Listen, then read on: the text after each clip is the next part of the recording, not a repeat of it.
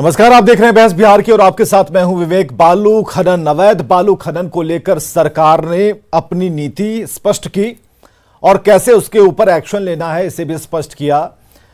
जिन दो पुलिस अधिकारियों को मुख्यालय तलब किया गया उसके बारे में आपने खबर पढ़ी होगी, शायद यह खबर आपको पुरानी लग रही होगी, लेकिन सरकार के मंशा में नए नए चैप्टर जुड़ते जा रहे हैं।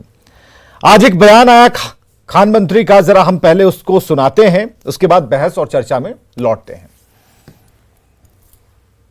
सस्ती दर पे आम लोगों को बालू मुहैया कराना, अवैध खनन को रोकना, ये दो पहलू होता है। तो अवैध खनन पे रोक लगाने के लिए सरकार हर कदम पे तत्पर है और सस्ती दरों पे बालू को उपलब्ध कराने में भी हम तत्परता दिखा रहे हैं। उसी कड़ी में जो भी हो, बड़े अधिकारी हो, हमारे विभाग का अधिकारी हो, अंचलाधिकारी हो, बीडीओ हो, एसडीएम हो, सब के ऊपर जो भी इसमें अगर संलिप्तता पाई गई है उनके ऊपर कार्रवाई हुई है। चलिए, ये मंशा सरकार ने स्पष्ट किया, पत्रकारों के सामने कैमरे पर कहा ताकि ये दूर दूर तक संदेश जाए। लेकिन ग्राउंड जीरो पर क्या हो रहा है?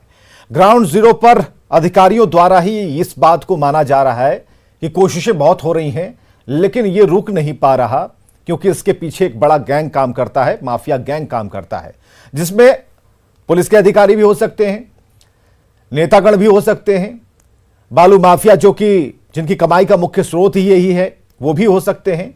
तो फिर यह बंद कैसे होगा? क्या मंत्री जी के बयान के बाद हम मान लें उन्होंने कहा और हो गया तथास्तु? ऐसा नहीं हो सकता। हमारे साथ निखिल मंडल जी, प्रवक्ता जेडीयू से, बहुत बहुत स्वागत है निखिल मंडल जी। शक्ति सिंह यादव जी, प्रवक्ता आरजेडी से, बहुत बहुत स्वागत है आपका।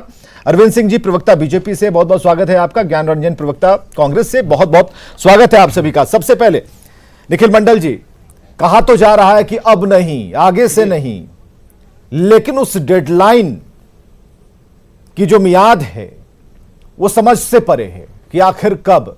जो अवैध बालू खनन की बात हम करते हैं, ये क्या जो एक्शन हुए, तो क्या इस एक्शन को हम सरकारी एक्शन मान लें या इसमें किसी तरह का कोई बाहरी माफियाओं का दबाव नहीं है ये माना जाए?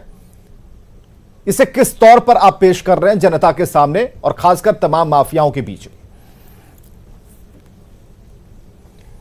देखिए विवेक जी, हम अक्सर कहा करते हैं कि हम ना किसी को फंसाते हैं ना बचाते हैं, और तब आप लोग की तरफ से एक सवाल आता है कि आप लोग अक्सर बड़े पदाधिकारियों को बचा लेते हैं। लेकिन आज ये स्पष्ट है, सामने है, आप नीचे के पायदान से लेकर के आप टॉप लेवल तक देखेंगे, सारे जिस तरह के भी पदाधिकारी पाए गए, इसमें संलिप्तता पाई गई, सब पे एक्शन हुआ जो सबके सामने है। तो स्पष्ट है कि सरकार क्या चाहती है। सरकार चाहती है कि चीजें सुलभ तरीके से और कानूनी तरीके से चले, जो कानून संगत तरीके हैं उसी के तहत चले। और ऐसा नहीं है कि ये कार्रवाई पहली बार हुई है या आज आप देख रहे हैं। ठीक है, एक अधिकारी के तौर पे आप देख रहे हैं कि बड़ी कार्रवाई हुई है, लेकिन जो डाटा बतलाता है 2020 से लेके 2021 में, 2020 में ही 133 एफआईआर हुए, गिरफ्तारी 90 हुई, कार सीज 993 कार सीज हुए, फाइन 3 करोड़ 9 लाख रुपए वसूले गए। 2021 में 58 एफआईआर हुए, गिरफ्तारी 15 हुई, 350 कार सीज हुए, फाइन 82 लाख। इस तरह से अगर डाटा आप देखेंगे तो लंबी आप देखेंगे कई सालों से इस तरह की कार्रवाई हो रही है। तो मुझे लगता है इस पे अगर कोई उंगली उठाता है तो अब कुछ कहा नहीं जा सकता है। उंगली उठाने की बात उन आंकड़ों से बिल्कुल विपरीत है। जो आंकड़े आप पेश कर रहे हैं, सजा तो ऐसी होनी चाहिए ना कि दूसरों को सीख मिल जाए, सबक मिल जाए, लेकिन आज भी गतिविधियां वैसी हैं। और जब अधिकारी लेटर खुद लिखना शुरू कर दें ये बताने के लिए कि भाई देखिए ये संभालने लायक स्थिति नहीं है, आपने रोक जरूर लगाई है लेकिन हमारे पास संसाधन उतने नहीं है कि हम अटैक कर पाए, हम सोचते हैं अटैक कहीं और से हो जाता है, तो चीजें तो अलग अलग तरीके से कहीं ना कहीं से चल रही हैं। इस बात को आप नोटिस कर पाते हैं? नहीं विवेक जी, निश्चित रूप से जो व्यवस्था है और उस व्यवस्था में जो चीजें सुलभ तरीके से नहीं चल रही है, उसके तहत जो कानूनी तरीके से जो कार्रवाई की जा सकती है, उसमें हम कहीं से भी पीछे नहीं है। निश्चित रूप से यह भी सत्य है कि हम कार्रवाई करते हैं, फिर भी कुछ लोग इस तरह के गलत धंधे में लिप्त रहते हैं, फिर उस पर भी कार्रवाई होती है। तो ये तो निरंतर चलने वाला प्रक्रिया है। ऐसा तो होता नहीं है कि कोई क्रिमिनल जेल से निकला हो दोबारा क्राइम नहीं करता हो। कई सारे उदाहरण है कि अगर उसी तरह के मनोवृत्ति के साथ कोई इंसान है तो वो करेगा ही। लेकिन सरकार और रूल ऑफ लॉ के तहत ये होता है कि जो भी गलत करेगा उसे उसकी सजा मिलनी चाहिए। चलिए, किसी एक इंसान की बात हो तो आपका फॉर्मूला बिल्कुल सटीक है निखिल मंडल जी। अगर किसी एक इंसान की बात हो, अगर गिरोह की बात है, तो यह फॉर्मूला यहां पर चौपट हो जाता है, धराशायी हो जाता है। हमारे साथ शक्ति सिंह यादव जी हैं, प्रवक्ता आरजेडी से। शक्ति सिंह यादव जी, इस पूरे मामले को कैसे देख रहे हैं, क्योंकि एक्शन तो सरकार ने लिया, सरकार बराबर कह रही है एक्शन लेते रहेंगे। एक्शन क्यों आन पड़ी? ट्रांसफर एक्शन है क्या? सवाल नंबर एक सतत प्रक्रिया है, ट्रांसफर करते रहे आप। पूरे कोरोना काल में उद्योग चलता रहा, इससे कोई इनकार भी नहीं कर सकता। ये तो उद्योग धंधा बिहार में चल ही रहा है। कोरोना काल में भी स्थानांतरण पदस्थापन का बदस्तूर खेल जारी है। सवाल ये उठता है कि जिनके दबाव में जिन अधिकारियों का तबादला हुआ वो सबको पता है, बताने की जरूरत नहीं है। लगता है कि सत्ता के गलियारों में लगभग सभी लोग इस बात को जानते हैं कि वो कौन है, हु आर सेठ। किनके दबाव में हुआ मैं नहीं जानता, कौन कौन सेठ है। हुआ होगा, हो भी सकता है, पर इतना आयात पर जो ये सवाल जो सामने आकर के खड़े हुए हैं, माफिया शब्द का इस्तेमाल भी हो रहा है, होना भी चाहिए। लेकिन जो उत्खनन अवैध की बात आ रही है, ये किसने परेशानी कायम किया बिहार के अंदर में? जो आपने नया नियमावली ला करके सामने खड़ा कर दी और पट्टे का जो आपने निर्धारण किया, उन निर्धारण में आपने नदी घाट का निर्धारण किया, जिले के होते थे।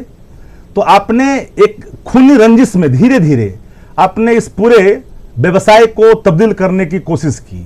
सबसे बड़ा एक बात विवेक जी आपको समझनी पड़ेगी कि बालू खनन या गिट्टी का सवाल हो, बालू या कुट्टी और निवारी का, प्रतिदिन अगर आप शहरों में घूम जाएंगे, एनएच पर घूम जाएंगे, तो जो बिहार का जो पुलिस है, जिसके संदर्भ में सुप्रीम कोर्ट ने कहा कि पुलिस राज है बिहार में, आप देखेंगे कि अवैध वसूली सबसे ज्यादा खाकी वाले आपको हर मोड़ पर दिखाई पड़ेंगे। सरकार कार्रवाई करे, कार्रवाई करनी भी चाहिए।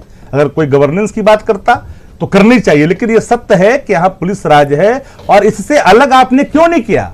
सवाल है कि ट्रांसपोर्ट का काम ट्रांसपोर्ट डिपार्टमेंट क्यों नहीं देख रही है? खनन का काम खनन डिपार्टमेंट क्यों नहीं देख रही है? इस पूरे दारू और बालू में आप पुलिस को आप इन्वॉल्व क्यों कर रखा है? अन्वेषण करने वाला जो आपको लाइन ऑर्डर देख सकता है, अन्वेषण कर सकता है, वो लगातार लगा हुआ, बिना परिश्रम के वसूली में लगा हुआ है।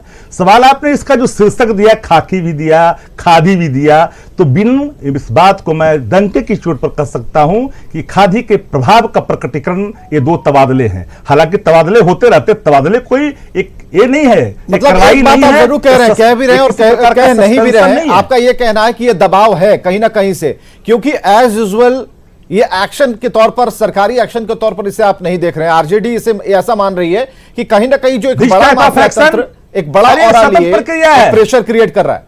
अरे विवेक भाई सतत प्रक्रिया, सरकार तो निरंतर उद्योग को बढ़ावा दे रही है। ट्रांसफर पोस्टिंग यहाँ तो होती ही रहते हैं। ट्रांसफर पोस्टिंग के अलावा भी कई चीज मैंने गिनती कराए हैं। सवाल हम इनकी बात का उत्तर दे देता हूं विवेक जी। गिरफ्तारी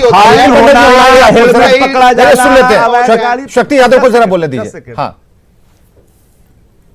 सवाल उठता है कि गाड़ी पकड़ लो, अवैध है, ओवरलोडेड है, पकड़ लीजिए, कार्रवाई करिए, सरकार की ड्यूटी में शामिल है। ये कोई बहादुरी नहीं है, कोई अवैध चीज हो रहा है आप कार्रवाई करिए। लेकिन सवाल उठता है कि जो कार्रवाइयां करने की जो आपको आन पड़ी स्थिति किसने उत्पन्न की? सवाल आपको समझनी पड़ेगी, इसकी बारीकियों में जाना पड़ेगा कि आखिर ये सवाल कैसे हुआ।